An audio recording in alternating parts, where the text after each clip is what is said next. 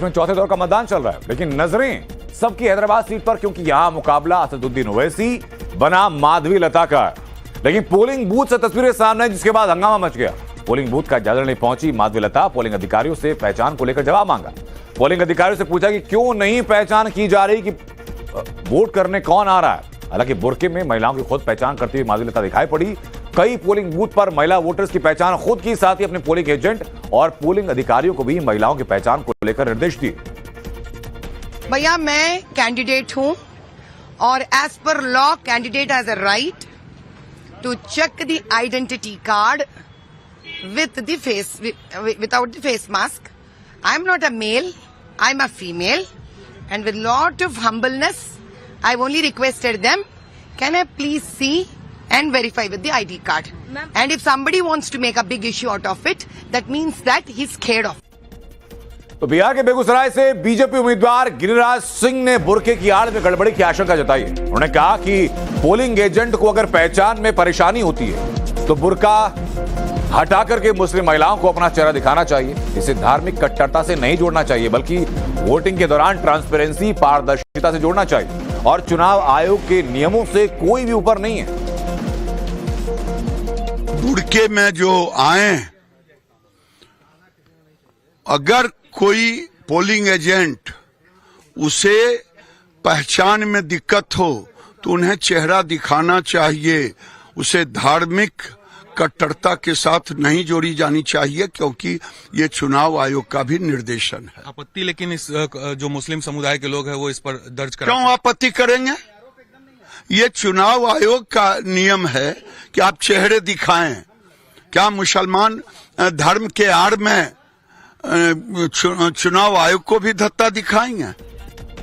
तो हैदराबाद के चुनावी दंगल में वोट के दम पर सियासी घमासान जारी है। तो असदुद्दीन ओवैसी और माधवी लता में वोट डालने के बाद वार पलटवार भी लगातार देखने को मिल रहा है। बीजेपी कैंडिडेट माधवी लता की वोटर्स से अपील की विकसित भारत के लिए वोट जरूरी है।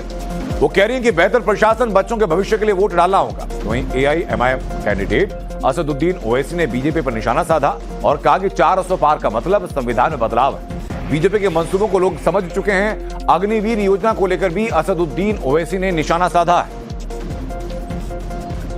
लेकिन माधवी लता का हैदराबाद की वोटर्स को संदेश दिया गया कि मेरे हिंदू वोटर्स अब की बार घर से बाहर निकलना पड़ेगा। ध्यान दीजिए, हिंदू वोटर्स को एड्रेस कर रही हैं वो कह रही है कि हमको किसी भी हाल में लड़कर वोट डालना है। माधवी लता कह रही है कि नहीं तो 40 साल का जुल्म कभी खत्म नहीं होगा। ये कोई भी चाल करे, हमें कोई फर्क नहीं पड़ता।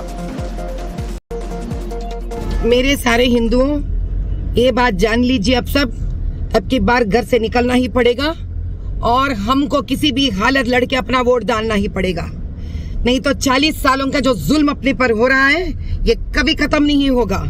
ये कोई भी चाल करने दीजिए, इससे हमको कोई फर्क नहीं पड़ेगा।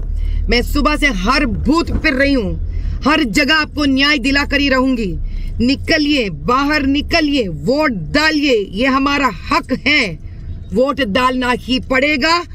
और सिर्फ अभी तक 9% ही बाहर निकले हुए लोग, और उसमें ज्यादा अपने लोग नहीं निकले हैं। निकलिए, बाहर निकलिए, न्याय दिलाइए खुद को और हमको भी और इस कॉन्स्टिट्यूएंसी को भी।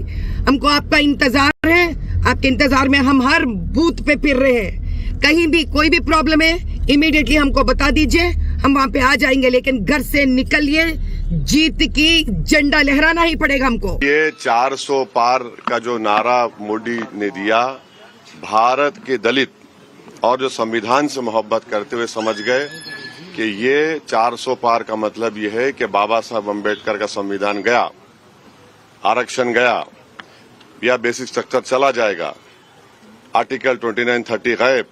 तो ये मैसेज जा चुका है।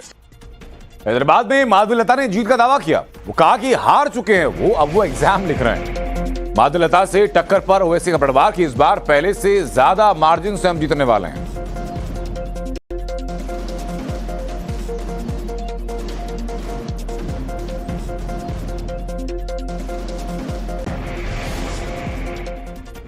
हैदराबाद AIMIM का गढ़ माना जाता है। 1984 से ओवैसी परिवार का कब्जा है यहाँ पर।